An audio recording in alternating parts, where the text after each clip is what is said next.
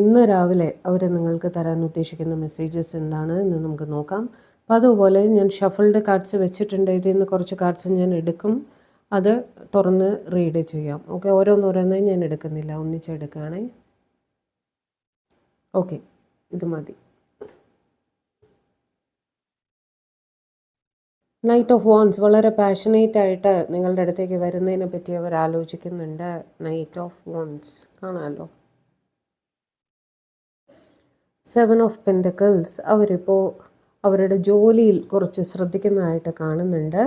അവർ career oriented ആയിട്ട് കുറച്ച് കാര്യങ്ങൾ അവരുടെ ശ്രദ്ധ അവിടെ ആവശ്യമുണ്ട്. അപ്പോൾ അതിനെ പ്രതി അവർ കുറച്ച് തിരക്കിലാണെന്ന് നിങ്ങളോട് പറയാൻ ആഗ്രഹിക്കുന്നു.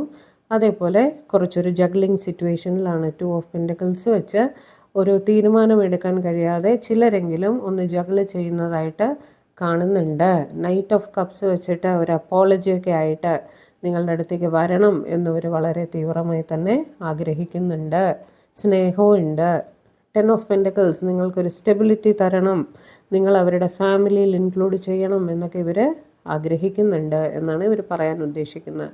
5 ഓഫ് പെൻറ്റക്കിൾസ് അവർക്ക് ചില ലോണ് കാര്യങ്ങൾ കടങ്ങൾ ഒക്കെ ഉണ്ട്. ഫൈനാൻഷ്യലായിട്ട് കുറച്ച് പ്രശ്നത്തിലാണ്.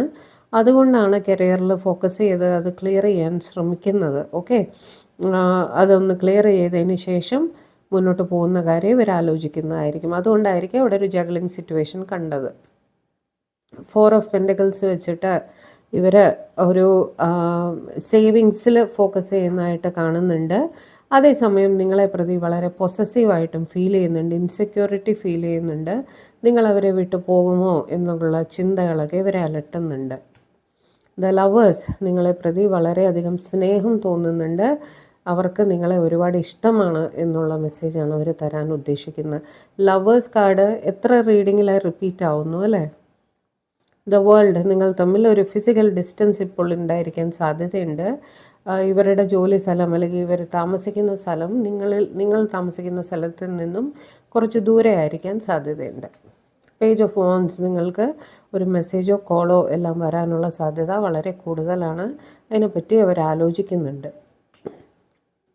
10 ഓഫ് വാൻസ് ജോലി ഭാരം കൊണ്ടാണോ സ്ട്രെസ് കൊണ്ടാണോ എന്തോ അവർ എക്സോസ്റ്റഡ് ആണ്, വളരെ തളർച്ചയുണ്ട്.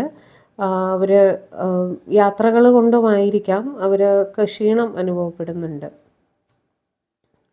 4 ഓഫ് സ്വാർഡ്സ് ഉറക്കമില്ലായ്മ, ടെൻഷൻ, പിന്നെന്താ പറയുക, ഓവർ തിങ്കിങ് എല്ലാം ഇവർ ഫേസ് ചെയ്യുന്നുണ്ട് എന്നും ഇവർ പറയാൻ ആഗ്രഹിക്കുന്നു.